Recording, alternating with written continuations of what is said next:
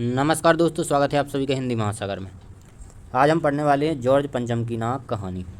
इसके लेखक हैं कमलेश्वर जी। तो इस कहानी को पढ़ने से पहले कमलेश्वर जी के बारे में थोड़ा जान लेते हैं। इनका जन्म हुआ था 6 जनवरी 1932 को और निधन हुआ 27 जनवरी 2007 को। कमलेश्वर जी का पूरा नाम था कमलेश्वर प्रसाद सक्सेना। अब इनकी प्रमुख रचनाएं देखते हैं तो इनमें इनके सबसे जो पहले प्रमुख उपन्यास हैं कितने पाकिस्तान, एक सड़क 57 गलियां, काली आंधी, डाक बंगला, सुबह दोपहर शाम और तीसरा आदमी। यह इनके प्रमुख उपन्यास हैं। इसके बाद इनकी प्रमुख कहानी संग्रह जिनमें से राजा निर्वंशिया, जॉर्ज पंचम की नाक जो आज अपन पढ़ने वाले हैं, मांस का दरिया, कस्बे का आदमी, यह उनकी प्रमुख कहानी संग्रह हैं। कुछ संस्मरण भी हैं उनके, जिनमें से एक है जो मैंने जिया, यादों के चिराग, जलती हुई नदी, जो कि आत्मकथात्मक रूप में है, जलती हुई नदी। तो यह उनके संस्मरण हैं।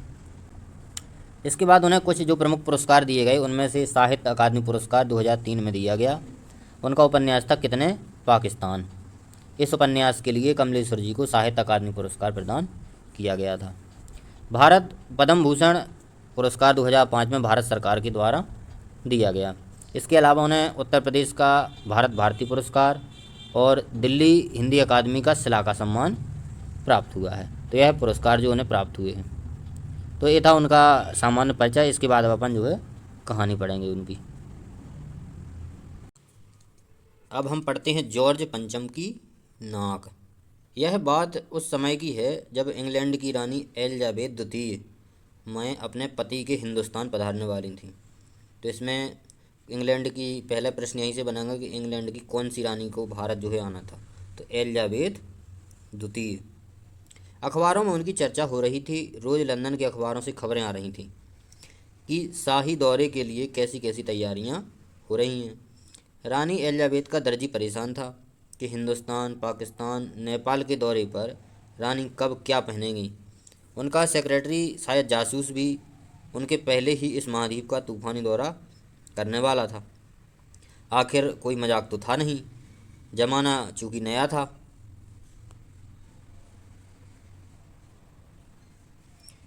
फौज कांटे के साथ निकलने के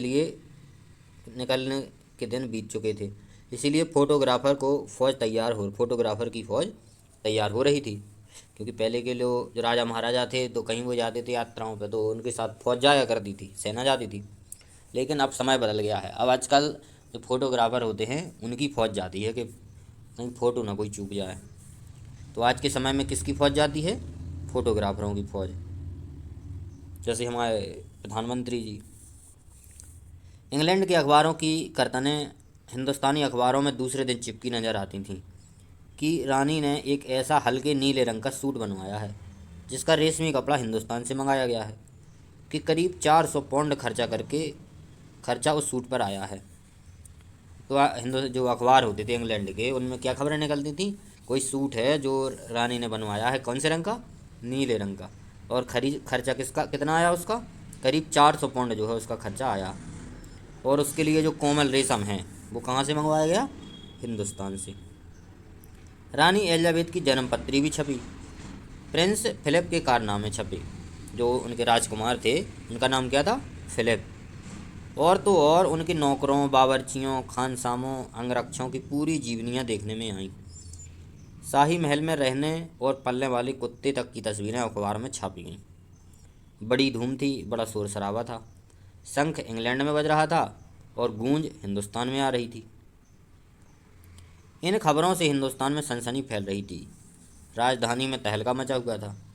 जो रानी 5,000 रुपये का रेशमी सूट पहनकर पालम के हवाई अड्डे पर उतरेगी, तो कौन से हवाई अड्डे पर उतरने वाली थी रानी? पालम के हवाई अड्डे पर।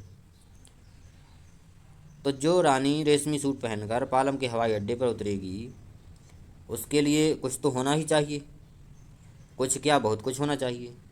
जिसके बावर्ची पहले महायुद्ध में जान हथेली पर लेकर लड़ चुके हैं, उसकी शान और शौकत के क्या कहने। और वही रानी दिल्ली आ रही है। नई दिल्ली ने अपनी तरफ देखा और बेसाख्ता मुँह से निकल गया। वह आए हमारे घर खुदा की रहमत। हम आए वह आए हमारे घर खुदा की रहमत, कभी हम उनको कभी हम अपने घर को देखते हैं। मतलब ये शायरी की लाइन जो है रखी गई है। और देखते देखते नई दिल्ली का काया पलट होने लगा।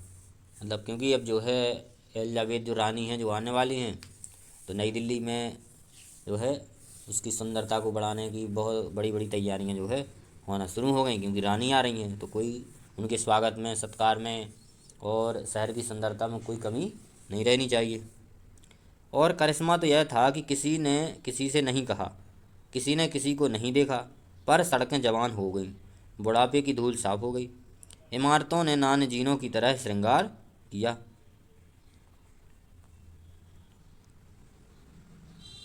नान जीनों माने कोमल अंगी स्त्रियां जो होती हैं उनको कहा जाता है नान जीनों। लेकिन एक बड़ी मुश्किल पेश की, वह थी जॉर्ज पंचम की नाक। नई दिल्ली में सब कुछ था, सब कुछ होता जा रहा था, सब कुछ हो जाने की उम्मीद थी, पर जॉर्ज पंचम की नाक बड़ी मुसीबत थी। नई दिल्ली में सब था, सिर्फ नाक नहीं थी। इस नाक की एक बड़ी लंबी दास्तान है, बड़ी लंबी कहानी है। इस नाक के लिए बड़े तहलके मचे थे, किसी वक्त आंदोलन हुए थे, राजनीतिक पार्टियों ने प्रस्ताव पास किए थे, चंदा जमा किया था, कुछ नेताओं ने भाषण भी दिए थे, गर्मा गर्म बहसें हुई थीं, अखबारों के पन्ने रंगे गए थे। बहस इस बात पर थी कि जॉर्ज पंचम की नाक रहने दी जाए या हटा दी जाए। तो बहस किस बात की थी कि जॉर्ज पंचम की नाक रहने दी जाए या हटा दी जाए। और जैसा कि हर आंदोलन राजनीतिक आंदोलन में होता है, कुछ पक्ष में थे और कुछ विपक्ष में थे। ज़्यादातर लोग खामोश थे, खामोश रहने वालों की ताकत दोनों तरफ थी। यह आंदोलन चल रहा था। जॉर्ज पंचम की नाक के लिए हथियारबंद पहरेदार तैनात कर दिए गए थे। क्या मजाल कि कोई उनकी नाक तक पहुंच जाए।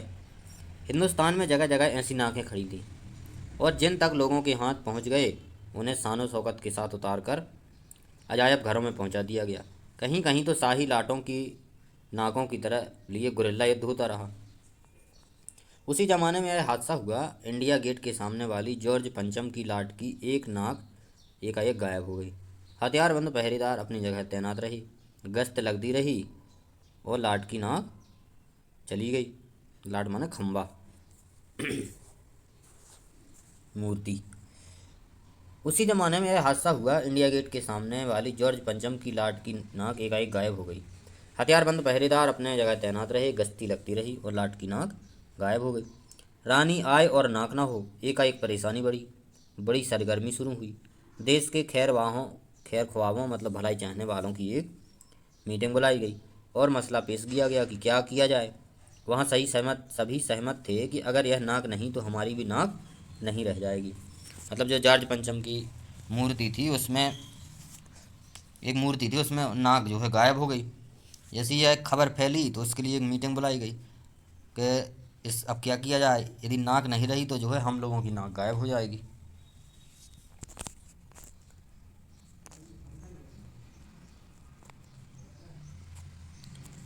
उच्च स्तर पर मशवरे हुए, दिमाग खरोचे गए, और यह तय किया गया कि हर हालात में इस नाक का होना बहुत ज़रूरी है। यह तय होते ही कि एक मूर्तिकार को हुक्म दिया गया कि वह फ़ौरन दिल्ली में हाजिर हो। मूर्तिकार यूँ तो कलाकार था, पर जरा पैसे से लाचार था। आते ही उसने हुक्कामों के चेहरे देखे। अजीब परेशानी थी उन चेहरों पर, कुछ लटके, कुछ उदास, कुछ बदहवास थे। उनकी हालत देखकर लाचार कलाकार की आंखों में आंसू आ गए। तभी एक आवाज़ सुनाई दी, मूर्तिकार, जॉर्ज पंचम की नाक लगानी है। मूर्तिकार ने सुना, जवाब दिया, नाक लग जाएगी, पर मुझे यह मालूम होना चाहिए कि यह लाट कब और कहाँ बनी थी। मतलब यह मूर्ति कब और कहाँ बनी थी, इस लाट के लिए पत्थर कहाँ से लाया गया था। जब हुक्कामों ने एक दूसरे की तरफ ताका, एक की नज़र से दूसरे की नज़र से कहा कि यह बताने की जिम्मेदारी तुम्हारी है। खैर मसला हल हुआ। एक क्लर्क को फ़ोन किया गया और इस बात की पूरी छानबीन करने का काम सौंप दिया कि जो है यह मूर्ति कब बनाई गई थी, किसने बनाई थी। तो यह जानकारी उस जो है क्लर्क से कहा कि इस जानकारी को पूरा इकट्ठा करो और बताओ। पुरातत्व विभाग की फाइलों के पेट चीरे गए और कुछ भी पता नहीं चला। क्लर्क ने लौटकर कमेटी के सामने कांपते हुए बयान में कहा, सर, मेरी खता माफ हो, फाइलें सब कुछ हजम कर चुकी हैं। मतलब उन्होंने, जो क्लर्क था, उसने सभी जगह पुरानी फाइलों में खोज ली, लेकिन उससे यह जानकारी नहीं मिल पाई कि यह मूर्ति कब बनाई गई थी।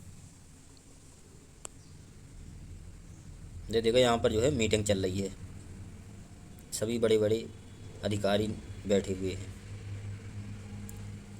हुक्कामों के चेहरे पर उदासी के बादल छा गए। एक खास कमेटी बनाई गई और उसके जिम्मे यह काम दे दिया गया कि जैसे भी हो यह काम होना है, और इस नाक का दारोमदार अब आप पर है, मतलब पूरी जिम्मेदारी आपके ऊपर है।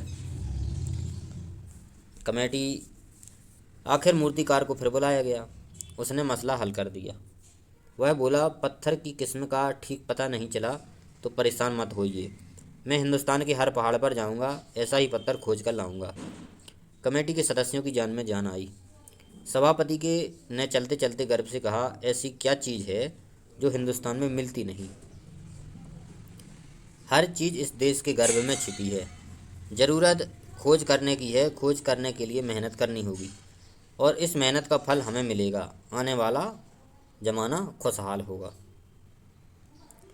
यह छोटा सा भाषण फौरन अखबारों में छप गया।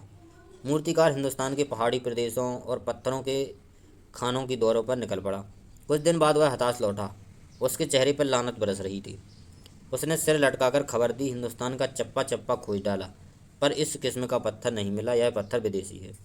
मतलब वो जो कारीगर है, मूर्तिकार था, उसने हिंदुस्तान के सभी खदानों में खोज लिया कि जो जिस मूर्ति में जो पत्थर लगा हुआ है वो मिल जाए, लेकिन उसको वह मूर्ति वाला पत्थर कहीं नहीं मिला। और उसने आकर के कमेटी को बताया कि यह पत्थर विदेशी है, भारत में हमें जो है कहीं नहीं मिला।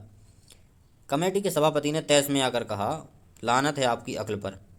विदेशों की सारी चीज़ें हम अपना चुके हैं, दिल, दिमाग, तौर तरीके, रहन सहन। जब हिंदुस्तान में बाल डांस तक मिल जाता है तो पत्थर क्यों नहीं मिल सकता? मूर्तिकार चुप खड़ा था। सहसा उसकी आंखों में चमक आ गई। उसने कहा, एक बात मैं कहना चाहता हूँ, लेकिन इस शर्त पर कि यह बात अखबार वालों तक ना पहुँचे। सभापति की आंखों में भी चमक आई। चपरासी को हुक्म हुआ और कमरे के सब दरवाजे बंद कर दिए गए। तब मूर्तिकार ने कहा, देश में अपने नेताओं की मूर्तियाँ भी हैं। अगर इजाज़त हो तो आप लोग ठीक समझें तो मेरा मतलब है कि जिसकी नाक इस ललाट पर ठीक बैठे उसे उतार लिया जाए। तो उस मूर्तिकार ने क्या सलाह दी कमेटी के अध्यक्ष को कि जो है अपने देश में भी जो है मूर्तियां हैं पत्थरों की, और अगर आप लोगों की इजाज़त हो, आप ठीक समझें, तो उनमें से जिस मूर्ति में और इस मूर्ति की जैसी नाक हो फिट बैठ जाए तो उस नाक को क्या कर लिया जाए, उतार लिया जाए। सब ने सबकी तरफ देखा, मतलब एक दूसरे के चेहरे की तरफ देखा। सबकी आंखों में एक क्षण की बदहवासी के बाद खुशी तैरने लगी। सभापति ने धीमे से कहा, लेकिन बड़ी होशियारी से। सभापति ने कहा कि यह काम करो तो ठीक है, लेकिन बहुत होशियारी से करना, क्या कि अगर पता चल गया लोगों को दिक्कत हो जाएगी। और मूर्तिकार फिर देश दौरे पर निकल पड़ा। जॉर्ज पंचम की खोई हुई नाक का नाप उसके पास था। दिल्ली से वह बम्बई पहुंचा। दादा भाई नौरोजी, गोखले, तिलक, शिवाजी, कावज जी, जहांगीर, सबकी नाकें उसने टटोली, नापी और गुजरात की ओर भागा। तो दिल्ली में से वह बम्बई तक पहुंच गया और उसने सब जितनी भी मूर्तियां बनी हुई थीं, इन लोगों के, महापुरुषों के नाम याद रखना, किस किस की मूर्तियां टटोली उसने, कि दादा भाई नौरोजी, गोपाल कृष्ण गोखले, बाल गंगाधर तिलक, शिवाजी महाराज, कौवस जी, जहांगीर, सबकी नाकें टटोली और नापी। उसके बाद वह गुजरात की ओर भागा। वहाँ पर उसने गांधी जी, गुजरात में गांधी जी की मूर्ति, सरदार वल्लभ भाई पटेल की मूर्ति, विट्ठल भाई पटेल की मूर्ति, महादेव देसाई की मूर्तियों को परखा और बंगाल की ओर चला। बंगाल में उसने रविंद्रनाथ, गुरुदेव रविन्द्रनाथ जी की, सुभाष चंद्र बोस जी की, राजा राम मोहन राय की, आदि सभी की मूर्तियों को देखा, नापजोख की। उसके बाद वह बिहार की तरफ चला। बिहार होता हुआ उत्तर प्रदेश की ओर आया, जहाँ पर उसने चंद्रशेखर आज़ाद, राम प्रसाद बिस्मिल्ली, मोतीलाल नेहरू जी, मदन मोहन मालवीय जी की लाटों की मूर्तियों के पास गया। घबराहट में मद्रास भी पहुंचा। ये नामों को आपको याद रखना है कि किस किस की मूर्तियों को उसने जो है देखा, उसका नाप लिया और गया। सत्य मूर्ति को भी देखा और मैसूर, केरल आदि सभी प्रदेशों का दौरा करता हुआ पंजाब पहुंचा। पंजाब में उसने लाला लाजपत राय, भगत सिंह की लाटों से भी सामना हुआ। आखिर दिल्ली पहुंचा और उसने अपनी मुश्किल बयान की। पूरे हिंदुस्तान की परिक्रमा कराया, सभी मूर्तियां दिखाया, सबकी नाकों का नाप लिया, पर जॉर्ज पंचम की इस नाक से सबकी सब नाक से बड़ी निकली। मतलब उसने पूरे उत्तर प्रदेश, बिहार से लेकर के केरल, पंजाब, सब जगह पूरे देश में मूर्तिकार हुआ है। और उसे जो जॉर्ज पंचम की नाक थी, उस नाक के बराबर कोई नाक नहीं मिली। और उसने वापस आकर कमेटी को बताया कि जितनी भी जो मूर्तियां हैं सभी में मैं देख आया हूँ, तो मुझे सभी की नाक जो है इस जॉर्ज पंचम की मूर्ति की नाक से बड़ी निकली। सब सुनकर यह बात सब लोग हताश हो गए और झंझलाने लगे। मूर्तिकार ने ढांढस बंधाते हुए आगे कहा, सुना है कि बिहार सेक्रेटेरिएट के सामने सन 42 में शहीद होने वाले बच्चों की मूर्तियां स्थापित हैं। शायद बच्चों की नाक ही बैठ जाए। यह सोचकर वहां भी पहुंचा, पर उन बच्चों की नाकें भी इससे कहीं बड़ी बैठती हैं। अब बताइए मैं क्या करूं। मतलब पूरे नेताओं की मूर्तियों, जो देश भर के हैं बड़े व्यक्तियों की मूर्तियों को देखने के बाद बिहार के सचिवालय में 1942 में कुछ बच्चे जो है आंदोलनों में शहीद हुए थे, तो उन बच्चों की मूर्तियाँ लगी थी। तो मूर्तिकार ने उन बच्चों की जो है मूर्तियों में भी जो है नाक जब नाप कर देखी, तो वह भी इस जॉर्ज पंचम की नाक से उन बच्चों की भी नाकें बड़ी निकली। राजधानी में सब तैयारियां थीं। जॉर्ज पंचम की लाट को मलकर नहलाया गया, रोगन लगाया गया, सब कुछ हो चुका, सिर्फ नाक नहीं थी। बात फिर बड़े हुक्कामों तक पहुंची, बड़ी खलबली मची। अगर जॉर्ज पंचम की नाक न लग पाई तो फिर रानी का स्वागत करने का मतलब क्या है? यह तो अपनी नाक कटवाने वाली बात हो गई। लेकिन मूर्तिकार पैसे से लाचार था, यानी हार मानने वाला कलाकार नहीं था। एक हैरत अंगेज ख्याल उसके दिमाग में कौंधा। उसने पहली शर्त दोहराई। जिस कमरे में कमेटी बैठी हुई थी उसके दरवाजे फिर बंद हुए। मूर्तिकार ने अपनी नई योजना पेश की। क्योंकि नाक लगाना एकदम ज़रूरी है, इसलिए मेरी राय है कि 40 करोड़ में से किसी एक जिंदा आदमी की नाक काट के लगा दी जाए। अब मूर्तिकार ने जब मूर्तियों की नाक फिट नहीं आई तो उसने दूसरा जो है आइडिया सुझाया। क्या? कि जो 40 करोड़ जनता है अपनी, तो इससे ये भी पता चलता है कि उस समय पर भारत की पॉपुलेशन कितनी थी, 40 करोड़, जब महारानी एलिजाबेथ द्वितीय आई थी। तो 40 करोड़ में से किसी एक जिंदा व्यक्ति की नाक काट के और उस मूर्ति में लगा दी जाए। बात के साथ ही सन्नाटा छा गया। कुछ मिनटों की खामोशी के बाद सभापति ने सबकी तरफ देखा। सब को परेशान देखकर मूर्तिकार कुछ अचकचाया और धीरे से बोला, आप लोग क्यों घबराते हैं? यह काम मेरे ऊपर छोड़ दीजिए। नाक चुनना मेरा काम है, आपकी सिर्फ इजाज़त चाहिए। कानाफूसी हुई और मूर्तिकार को इजाज़त दे दी गई। अखबारों में सिर्फ इतना छपा कि नाक का मसला हल हो गया है और राजपथ पर इंडिया गेट के पास वाली जॉर्ज पंचम की लाट की नाक लग रही है। नाक लगने से पहले फिर हथियारबंद पहरेदारों की तैनाती हुई। मूर्ति के आसपास का तालाब सुखाकर साफ किया गया, उसकी रबाब निकाली गई और ताज़ा पानी डाला गया, ताकि जो जिंदा नाक लगाई गई जाने वाली है वह सूखने ना पाए। इस बात की खबर जनता को नहीं थी। यह सब तैयारियां भीतर भीतर चल रही थी। रानी के आने का दिन नज़दीक था, आता जा रहा था। मूर्तिकार खुद अपने बताए हल से परेशान था। जिंदा नाक लाने के लिए उसने कमेटी वालों से कुछ और मदद मांगी, वह उसे दे दी गई, लेकिन इस हिदायत के साथ कि एक ख़ास दिन हर हालात में नाक लग जानी चाहिए। वह दिन आया और जॉर्ज पंचम की नाक लग गई। सब अखबारों ने खबरें छापी कि जॉर्ज पंचम की नाक के जिंदा नाक लगाई गई, यानी ऐसी नाक जो कतई पत्थर की नहीं लगती। लेकिन उस दिन के अखबारों में एक बात गौर करने की थी। उस दिन देश में कहीं भी किसी उद्घाटन की खबर नहीं थी। किसी ने कोई फीता नहीं काटा था, कोई सार्वजनिक सभा नहीं हुई थी, कहीं भी किसी का अभिनंदन नहीं हुआ था, कोई मान पत्र भेंट करने की नौबत नहीं आई थी, किसी हवाई अड्डे या स्टेशन पर स्वागत समारोह नहीं हुआ, किसी का ताज़ा चित्र नहीं छपा था। सब अखबार खाली थे।